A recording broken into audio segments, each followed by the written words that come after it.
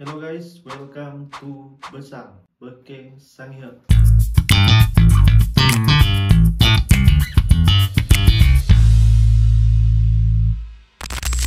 Di video sebelumnya kita sudah membahas perjalanan hidup Alpia dari kampung Hesang hingga bisa bekerja bersama dengan keluarga Nasution. Nah, di video kali ini kita akan melanjutkan lagi kisah tersebut. Tanpa basa-basi, langsung saja kita mulai. Tahun 1964, kabar gembira datang dari Sangir. Kekasihnya Bernard Mudikase yang lama tak bertemu mengirim surat. Di dalam surat itu, Bernard menyatakan niatnya melamar Alpia. Alpia membaca surat itu dengan senyum ragu. Ia bahagia tapi juga bimbang. Bagaimana mungkin seorang gadis sederhana yang kini tinggal bersama keluarga jenderal besar bisa menikah dengan lelaki pendiam dari kampung? Akhirnya ia memberanikan diri bercerita kepada Ibu Nasution. Dengan senyum, ibu mendukung penuh. Acara peminangan pun disiapkan, bahkan dengan bantuan keluarga Gondo Kusumo. Namun, masalah muncul. Bernard tidak bisa hadir. Ia terlalu malu untuk bertemu dengan Jenderal Nasution. Dalam surat berikutnya, ia meminta agar peminangan tetap berjalan, tetapi diwakilkan oleh kerabatnya di Jakarta. Kemudian Alpia diam-diam mengorbankan gelang miliknya untuk dijadikan cincin tunangan karena Alpia tidak ingin merepotkan Ibu Nasution mengenai pembuatan cincin. Dan lagi-lagi masalah baru datang. Untuk membuat sebuah cincin tunangan harus ada ukuran jari laki-laki. Dengan berat hati Alpia menyampaikan masalah tersebut kepada Ibu Nasution. Ibu pun kebingungan. Bagaimana cara mengukur jari manis Bernard yang ada di tempat jauh? Lalu terpikirkanlah oleh Ibu Nasution untuk mengukur cincin di jari manis Bapak Nasution. Saat malam tiba, Ibu Nasution menunggu Bapak pulang. Setibanya di rumah, disampaikanlah maksud tersebut. Seterusnya diukurlah jari manis Bapak untuk cincin Bernard. Meskipun Bapak Nasution adalah seorang jenderal, tetapi tidak keberatan, karena mereka sudah menganggap Alpia sebagai anak mereka sendiri. Keesokan harinya dibuatlah cincin tunangan untuk Bernard dan juga Alpia. Akhirnya pada tahun 1965 acara peminangan berlangsung.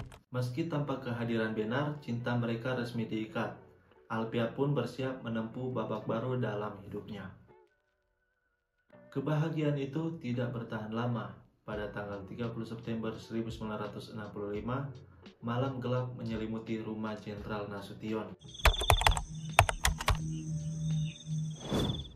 Seminggu sebelum tanggal 30 September 1965 atau sebelum terjadinya peristiwa G30 SPKI, Alpia dan adik lebih sering bermain di belakang rumah daripada di dalam rumah. Seperti hari-hari sebelumnya, pagi ke sekolah lalu dijemput. Sesampainya di rumah, terkadang langsung bermain. Setiap malam, Alpia, Yanti, dan juga Irma tidur di ranjang yang sama. Kamar mereka berhadapan dengan kantor kedutaan Irak dan terletak di antara kamar Bapak dan Ibu Nasution dengan kamar tamu. Pagi hari tanggal 30 September 1965, Alpia mengantar, seterusnya menjemput adik Irma. Sorenya Alpia melapor kepada ibu bahwa temannya adik Irma bernama Carmen mengajak Alpia dan adik untuk tidur di rumahnya di Jalan Agus Salim. Tetapi ibu tidak mengizinkannya. Karena tidak diizinkan, Alpia dan adik langsung ke kamar mandi. Seperti hari-hari sebelumnya, Alpia dan adik mandi sambil bermain-main di bak mandi. Pokoknya kalau lagi di kamar mandi, mereka pasti ribut. Alpia tak pernah menyangka bahwa kisah sore itu adalah kisah terakhir adik Irma bersama dengan dirinya. Di hari yang sama, Bapak sedang menghadiri acara pelepasan para jamaah haji yang akan berangkat ke Mekah di Senayan. Hari makin gelap karena kelelahan, Alpia sudah tertidur di kamar kira-kira jam 8 malam. Yang biasanya Alpia tidak pernah tidur jam begitu. Entah mengapa saat itu juga atau malam itu juga, Alpia tidak tidur di kamarnya. Dia tidur di kamar tamu. Dan tanpa sepengetahuan Alpia, Yanti juga ikut masuk dan tidur dengannya di kamar tamu. Karena tidak ada orang di kamar tidur Alpia, malam itu adik tidur dengan ayah dan mamanya. Kemudian sekitar pukul 3.30 dini hari, suara tembakan membangunkan seluruh rumah. Pasukan Cakrabirawa menyerbu untuk menangkap Jenderal Nasution. Tembakan bertubi-tubi menghantam pintu kamar. Dalam kepanikan, Yanti dan Alpia bersembunyi. Mendengar keributan itu, Mardia pergi ke kamar ibu dan bapak untuk mengambil adik Irma. Lalu keluar lagi melalui pintu kamar ibu Nasution. Dan saat membuka pintu, tertembaklah adik Irma. Sasaran pertama mengenai tangan Mardia, selanjutnya ke arah perut adik Irma. Sesaat setelah tertembak, Mardia membawa adik ke kamar tidur Alpia dan meletakkan adik Irma di tempat tidur Alpia. Menurut Alpia, hanya tangan Mardia yang berdarah. Sementara itu, luka pada adik tidak berdarah. Dan di kamar itu, adik masih sempat berbicara dengan mamanya. Apa salah adik? Mengapa ayah mau dibunuh? Beberapa saat kemudian, adik mulai mendengkur. Melihat itu, ibu Nasution sudah memastikan bahwa kedatangan para tentara bermaksud jahat. Selanjutnya, ibu Nasution langsung ke depan dengan gagah berani menemui para penjahat. Para penjahat itu bertanya sambil membentak, "Di mana Nasution?" Jawab ibu, "Bapak tidak ada. Bapak sudah 3 hari belum pulang." Mana Nasution? Pak Nasution, beliau di Bandung. Sudah 3 hari di Bandung. Ibu Nasution lalu balik membentak mereka, "Kamu datang hanya untuk membunuh anak saya?" Kalian datang ke sini hanya untuk membunuh anak saya. Kemudian bertepatan dengan itu, Alpia memegang tangan Yanti, membuka jendela dan lompat keluar. Jarak tanah ke koseng jendela sekitar 2 meter, dan saat melompat, salah satu kaki Yanti terkilir. Dengan mengendap-endap, Alpia dan Yanti pergi ke pos jaga di depan. Saat sedang menuju ke depan, mereka berpapasan dengan kurang lebih 10 orang tentara, tetapi mereka tidak menangkap Alpia dan Yanti. Tentara-tentara itu pergi ke belakang untuk melucuti senjata para petugas jaga yang ada di belakang.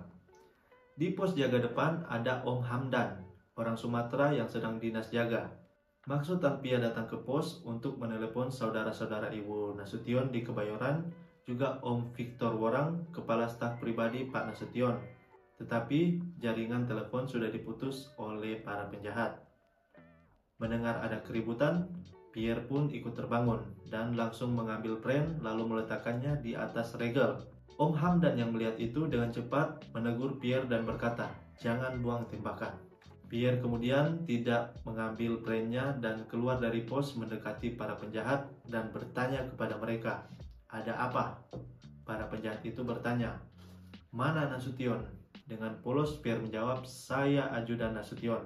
Mereka mendengar itu langsung menangkap Pierre dan membawanya ke mobil.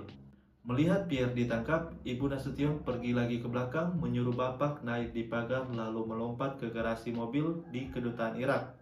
Kemudian saat bapak hendak melompat terdengar suara teriakan, "Ada orang lompat!" Setelah itu mereka langsung menembaki kantor kedubes Irak.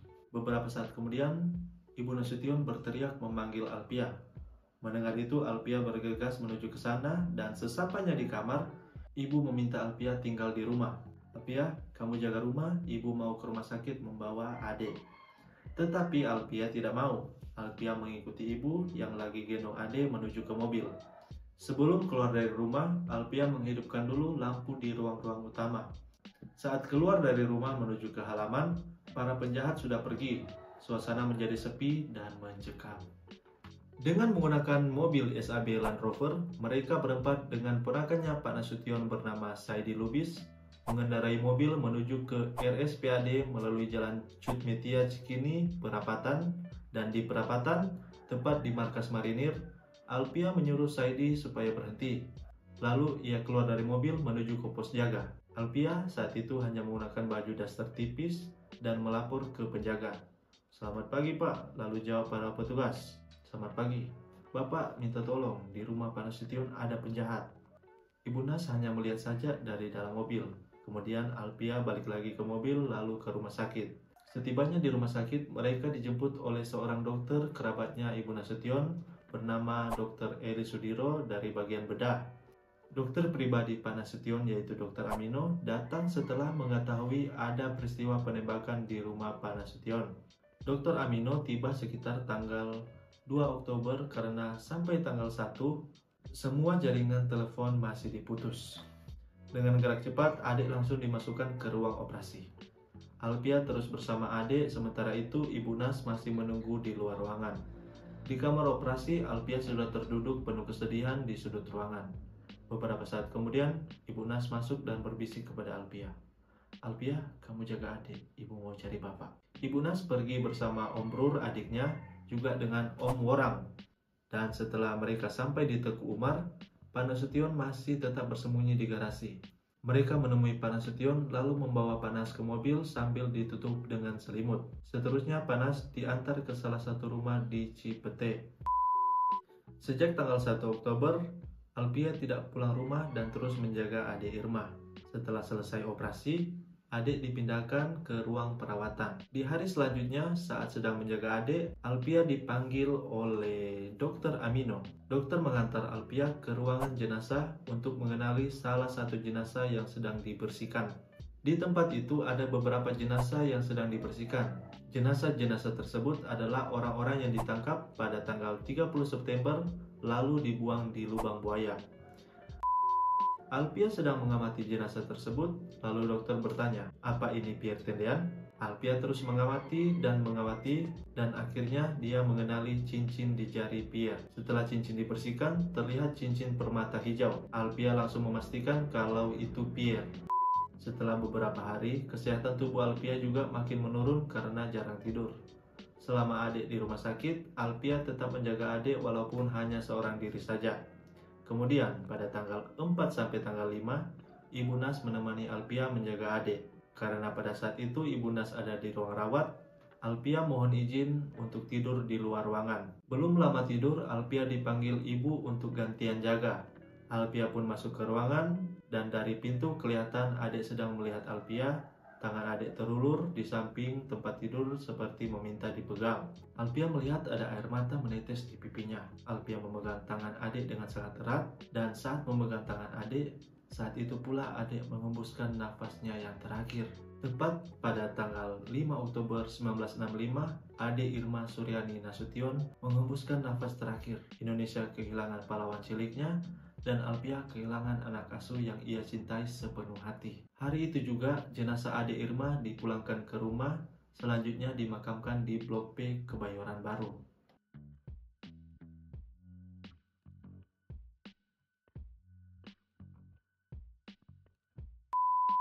Oke guys, itu dia tadi cerita tentang Alpia Makasebape, seorang perempuan dari Sangihe yang sangat luar biasa, yang terlibat langsung dalam peristiwa G30 SPKI di rumah keluarga Nasution, bahkan mendampingi adik Irma Nasution di rumah sakit hingga akhir hayatnya.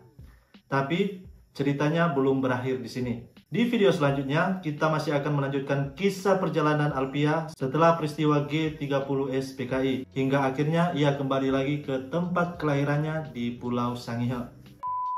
Penasaran bagaimana kelanjutan kisahnya? Jangan lupa subscribe channel ini biar nggak ketinggalan video selanjutnya. Sampai jumpa di video selanjutnya.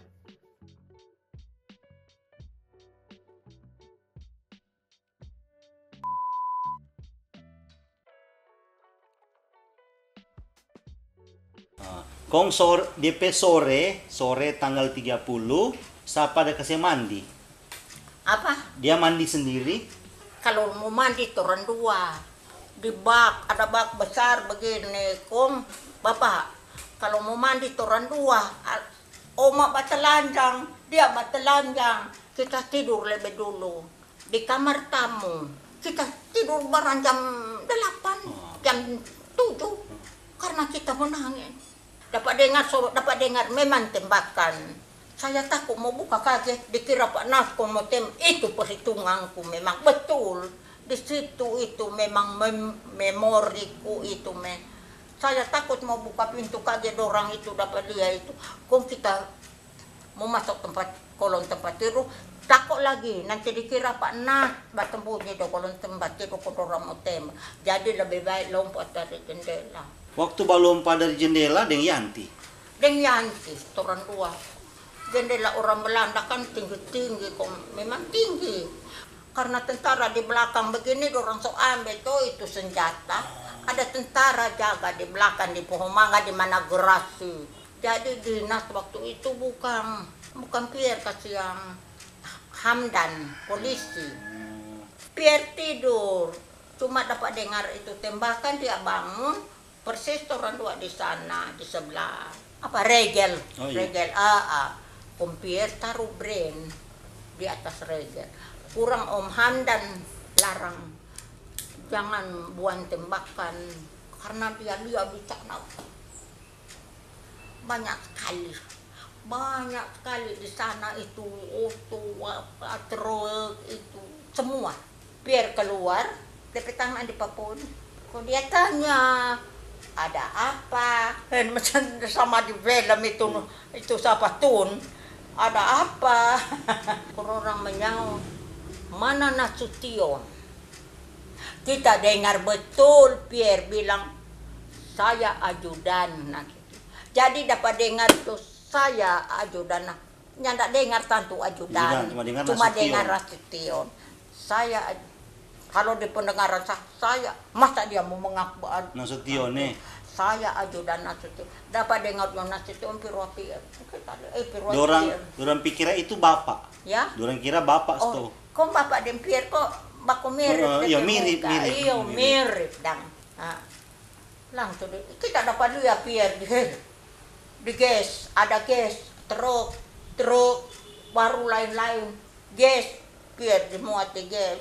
Nyandak keluar darah di tempat tidurnya ada spray putih orang. Oh dia picah di dalam. Pendarahan di dalam. Nanda. Kung ibu terus pasang semua lampu, terus pesan pak kita. Aku ya tinggal di rumah, jaga rumah. Oh, saya bilang, enggak mau saya ikut adek. Oma ada jaga Pak Ade sampai habis operasi. Sampai mati.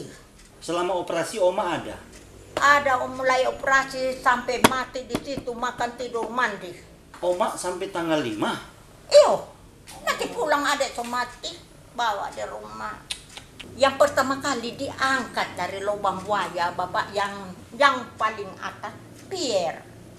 Karena Pierre dibunuh ke belakang, dibunuh, ya. DP badan lengkap. Oh. Tapi lengkap semua. Dia nak dipotong-potong. Enggak. Mar penuh luka.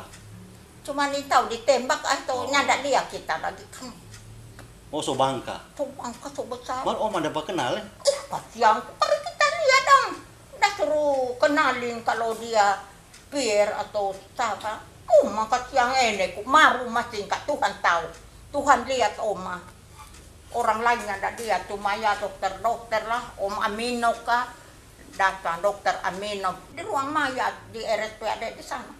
DP mukanya nak rusak. Dorang sementara muka saya bersih tau dorang.